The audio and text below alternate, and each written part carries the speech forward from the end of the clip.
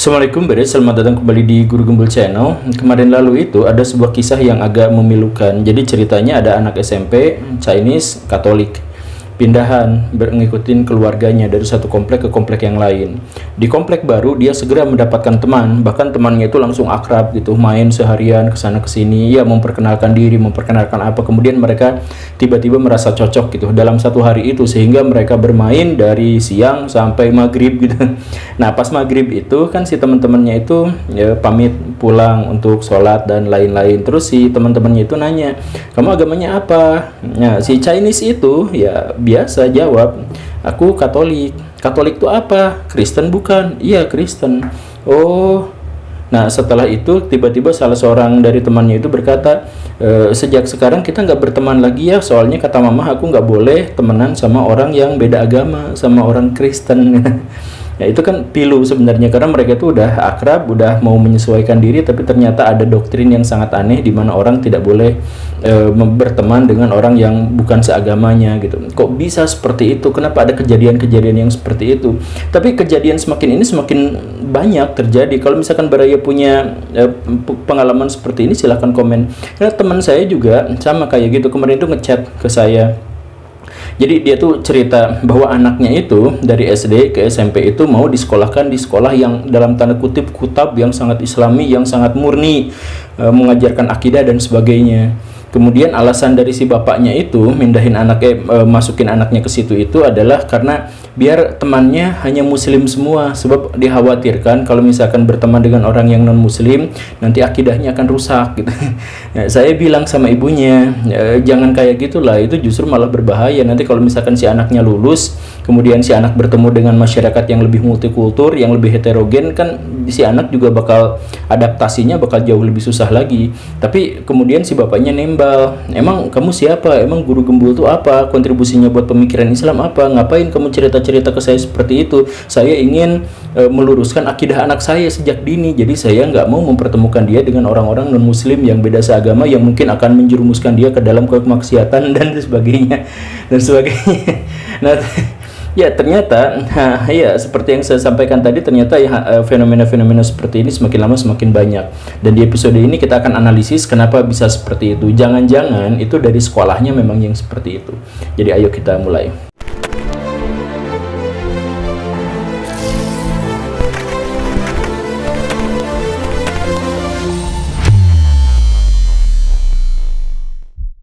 Sebenarnya kalau kita berbicara kasus per kasus, maka kita akan menemukan banyak sekali subjektivitas, karena yang namanya kasus ya kasus gitu, hanya dialami oleh beberapa orang saja. Karena itu kita harus melihat pada data, dan luar biasanya data itu ternyata mengkonfirmasi pengalaman-pengalaman buruk yang tadi itu. Kita misalkan menemukan bahwa guru-guru di Indonesia itu sekitar 57%-nya lebih dari setengahnya itu adalah guru-guru yang mengajarkan intoleransi atau sempat mengajarkan intoleransi, dan mengakibatkan sekitar 49% siswa di Indonesia juga terpapar radikalisme. Itu ada seorang akademisi yang kemarin nulis di Conversation dan lain sebagainya, yang kemudian mengajukan pendapat itu, dan kemudian dia menjelaskan bahwa ciri-ciri atau sekolah-sekolah yang kemudian terpapar radikalisme atau sekolah-sekolah yang berpotensi untuk terpapar radikalisme itu memiliki 3 karakteristik. Yang pertama itu adalah sekolah-sekolah yang tertutup gitu. Jadi sekolah yang tertutup itu adalah khusus muslim, nah misalkan yang seperti itu ya, atau misalkan yang bawa-bawa mazhab gitu, pesantren khusus ini, pesantren khusus itu dan sebagainya. Dan kemudian yang diajarkan di sana juga jangan bahasa Inggris tapi bahasa Arab, kemudian jangan matematika tapi fikih, jangan bahasa Indonesia tapi hadis. Nah sekolah-sekolah yang hanya mengajarkan yang seperti itu, yang disebut sebagai sekolah tertutup, itu adalah sekolah-sekolah yang berpotensi untuk memunculkan radikalisme. Itu yang pertama. Kemudian yang kedua katanya sekolah yang terpisah-pisah gitu. Jadi sekolahnya umum tapi nanti OSISnya nanti harus agama ini ya, nanti gurunya, kepala sekolahnya harus agama ini ya, dan sebagainya. Nanti kalau ada pemilihan itu nanti utamakan yang agamanya begini ya, dan sebagainya. Nah itu ada yang seperti itu gitu. Itu yang kedua. Kemudian yang ketiga adalah sekolah-sekolah yang mengajarkan atau yang mengklaim mengajarkan aliran murni gitu. Jadi ini Islam yang murni. Jadi kalau mau Bapak Ibu mau sekolah menjauhkan anaknya dan anaknya diajak untuk ke Islam yang murni, misalkan, nah masuk ke sekolah kami karena kami itu sekolah yang murni gitu. Nah, kalau misalkan ada yang seperti itu, ada sekolah-sekolah yang mengklaim seperti itu, nah itu adalah sekolah-sekolah yang terpapar pada radikalisme. Itu adalah pernyataan dari seorang akademisi di Indonesia yang bahkan sampai nulis di Conversation gitu ya. Tapi saya mohon maaf kepada akademisi yang dimaksud, saya pikir ini adalah penjelasan yang terlalu menyederhanakan gitu, terlalu simplistis. Jadi ceritanya begini Baraya, ini kasus-kasus yang tadi disebutkan itu sebenarnya bukan kasus-kasus radikalisme, tetapi penyimpangan. Nah, kenapa bisa seperti itu? Kita mulai dari sebuah masalah bahwa kebanyakan kita salah menganalisis radikalisme karena secara konsep dan diksi kita keliru dalam hal itu. Kita menganggap bahwa radikalisme itu adalah segala upaya untuk memurnikan misalkan dan sebagainya. Itu tidak seperti itu. Contoh-contoh kasus seperti yang tadi itu, di mana anak-anak tidak boleh ngobrol sama orang non-muslim misalkan dan sebagainya, itu bukan radikalisme, tapi itu adalah penyimpangan terhadap agama.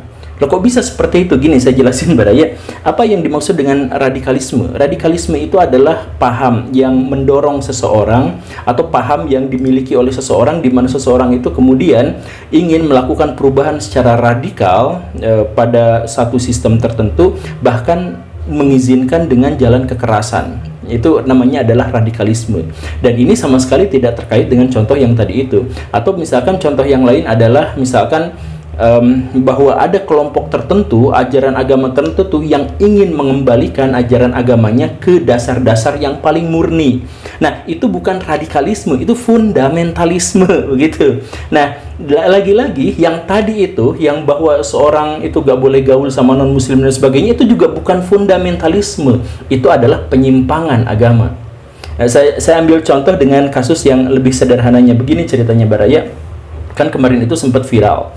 Ada di Jawa itu ada seorang non-muslim yang masuk ke sekolah negeri, tapi di sekolah negeri itu dia dipaksa untuk mengenakan hijab dan dipaksa untuk ikut pelajaran agama Islam, padahal dia bukan orang Islam, kan begitu. Nah, apakah itu fundamentalisme, itu radikalisme? Bukan. Karena gini, karena dalam agama Islam itu berpakaian itu bagusnya atau disarankannya itu adalah ciri-ciri antara muslim dan non-muslim itu dibedakan.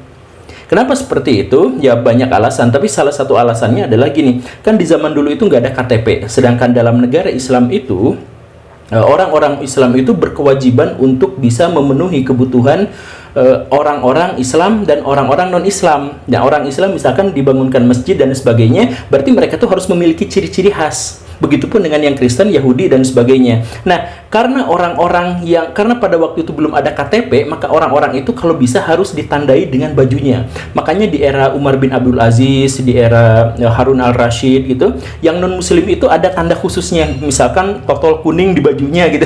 Misalkan ada yang seperti itu. Nah, artinya, tapi intinya bagaimanapun bahwa disarankan untuk ada pemisah antara Islam dan non-Islam. Ya kalau sekarang bisa kita perdebatkan atau kita diskusikan, tetapi di masa lalu caranya seperti itu, begitu. Nah, artinya apa? Artinya memang harus ada pemisahan. Nah, di sini ketika ada orang-orang yang orang Islam yang justru malah orang Kristen, orang Hindu, orang Buddha harus memakai hijab dan ikut pelajaran agama, itu sebenarnya penistaan pada ajaran agama Islam karena mencampur adukan agama. Kan agama itu dalam Islam benar-benar gak boleh dicampur adukan. Satunya gak boleh dipaksakan kepada agama yang lain, kepada orang lain. Yang kedua, dan tidak boleh dicampur adukan. Agama saya untuk saya, agama kamu untuk kamu. Nah, ini kenapa malah dicampur adukan?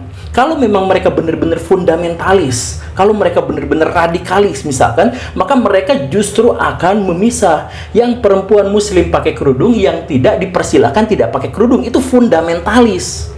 Karena dalilnya begitu. Nah, kalau mereka memaksa orang-orang untuk berhijab, maka itu adalah penyimpangan terhadap agama.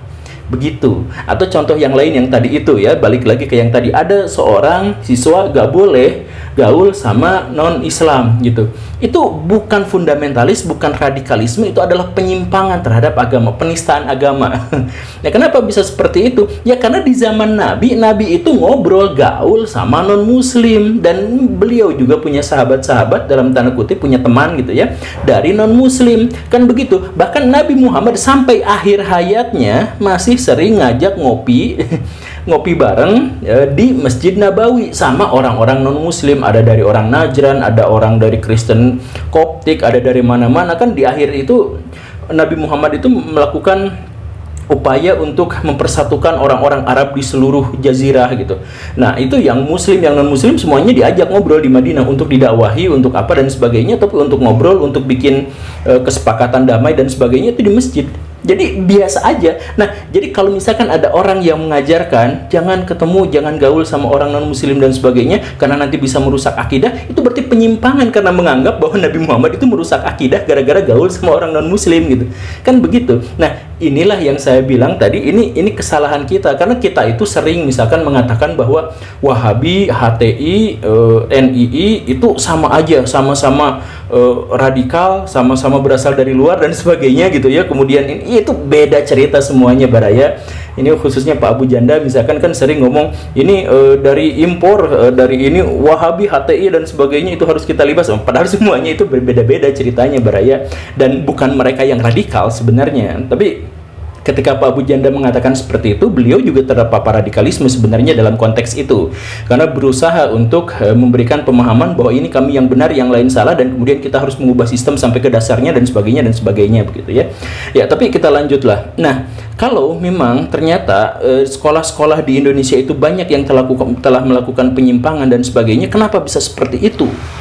Dan kenapa harus didominasi oleh orang-orang Islam misalkan? Kenapa penyimpangan agama itu banyak yang dilakukan oleh orang-orang Islam?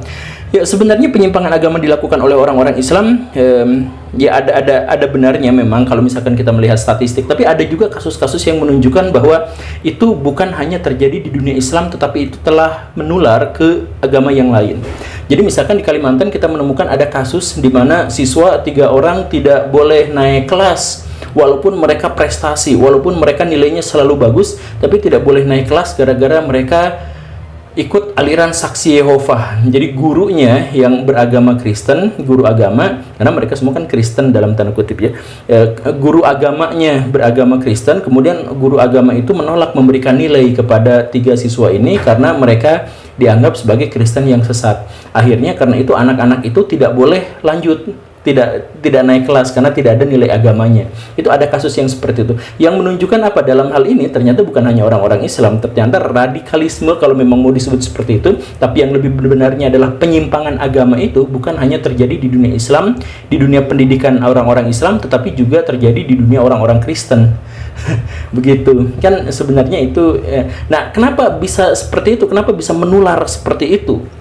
Nah, penularan itu bukan hanya terkait gara-gara dunia pendidikan. Yang saya pikir, ini pendapat saya pribadi, saya pikir dunia pendidikan itu hanya imbas dari penularan-penularan di dunia yang lain, di dunia medsos dan di dunia politik. Itu saya pikir adalah 2 yang justru lebih besar dampaknya terhadap penyimpangan-penyimpangan terhadap ajaran agama. Jadi saya contohkan begini Baraya, ada orang Kristen yang merasa dibully sama orang Islam gara-gara kasus yang kayak tadi misalkan ya. Kemudian karena dia marah, memendam dendam, kemudian akhirnya dia bikin konten YouTube yang ngejelek-jelekin Islam. Jadi dia belajar agama Islam tapi ya hanya untuk menghujat agama Islam. Kan banyak konten-konten YouTube yang sekarang seperti itu. Nah, kemudian karena dia bikin yang seperti itu, orang-orang Islam yang nontonnya marah. Orang-orang Kristen yang sebenarnya awalnya biasa-biasa aja terhadap orang Islam, nonton kontennya jadi ikut-ikutan pro terhadap kebencian terhadap orang Islam. Yang orang Islam marah, kemudian dia bikin YouTube tandingan untuk menjelek-jelekan orang Kristen. Oh, agamanya dijelekin, Tuhannya dijelekin, apa dan sebagainya. Nah, orang-orang Islam yang biasanya baik-baik saja kepada orang-orang Kristen, nonton konten itu jadi semangat untuk menghujat orang-orang Kristen. Sistem teologinya payah, apa dan sebagainya gitu kan. Nah, orang-orang Kristen balik lagi ini. Jadi, kedua belah kubu itu semakin lama semakin besar seperti bola salju yang menggelinding dan semakin lama semakin membesar gitu, semakin kuat. Nah, kan begitu. Itu radikalisme agama atau bukan? Bukan. Itu penyimpangan terhadap agama. Lah, kenapa bisa penyimpangan terhadap agama? Coba kalau misalkan kita lihat yang dunia Kristen aja ya. Di dunia Kristen itu, kalau misalkan Baraya disakitin, Baraya jangan balas. maafin aja, ya kan, simple ya, santuy gitu ya. Nah, jadi yang bikin konten-konten itu, yang balas dendam gara-gara dia pernah disakiti kemudian bikin konten untuk menjelekan agama Islam, itu kan sebenarnya menyimpang dalam ajaran agama Kristen, agama kasih yang seperti itu, begitu kan? Begitupun dalam orang-orang Islam. Dalam orang Islam sebenarnya aturannya lebih rigid karena dalilnya jauh lebih banyak. Jadi misalkan gini, dalam Islam itu kalau baraya disakitin atau dihina atau dan sebagainya, maka caranya dua, yaitu baraya maafkan, dianjurkan memaafkan. Tapi kalau misalkan baraya tidak mau memaafkan, ya sudah balas, tapi balas setimpal, gak boleh lebih. Kalau lebih disebutnya zalim, begitu. Dan salah satu yang zalim itu adalah apa? Bawa-bawa agama. Jadi baraya dalam Islam itu gak boleh sama sekali menghujat agama lain, gak boleh menghujat Tuhan agama lain. Dalilnya jelas, prakteknya jelas, jadi tidak boleh sama sekali. Nah, jadi ketika ada orang atau ustadz atau ya konten kreator dan sebagainya yang menghujat agama Kristen atau agama Hindu atau agama Buddha, itu telah menyimpang karena dalilnya jelas. Ya, kalau mereka benar-benar fundamentalis, kalau mereka benar-benar radikalis, mengakar kuat, maka mereka akan kembali kepada kitab suci mereka, dan kitab suci mereka itu melarang. Jadi yang dilakukan mereka sebenarnya adalah penyimpangan, bukan radikalisme. Nah, kenapa saya harus masuk ke medsos? Karena medsos inilah justru yang salah satu yang menjadikan murid-murid di sekolah-sekolah itu menjadi radikal. Jadi sekolahnya bukan terpapar radikalisme gara-gara institusi sekolah itu sendiri, tetapi dia adalah imbas hasil dari penularan dari media-media yang lain, dalam hal ini adalah media sosial. Begitupun dengan partai politik. Ya, kita tahu lah kalau misalkan menjelang pemilu itu radikalisme semakin menguat di kedua belah pihak dan bawa-bawa agama juga gitu kan. Nah, makanya mesin yang harus kita perhatikan itu ya dua tadi itu gitu. Jadi kalau misalkan ada yang mengatakan radikalisme di sekolah di Indonesia mengkhawatirkan, itu betul. Tetapi apakah gara-gara institusi lembaga pendidikannya saja? Bukan hanya itu. Iya itu, tapi bukan hanya itu. Itu adalah imbas dari masalah-masalah yang lebih besar, yang lebih kompleks, yang terkait dengan kegagalan kita dalam beradaptasi, dalam menghadapi keberagamaan dan keberagaman di Indonesia. Semoga kita semua bisa tersadarkan dan semoga kita bisa tetap beragam tapi damai. Terima kasih karena sudah menyimak. Saya Guru Gembul. Assalamualaikum warahmatullahi wabarakatuh.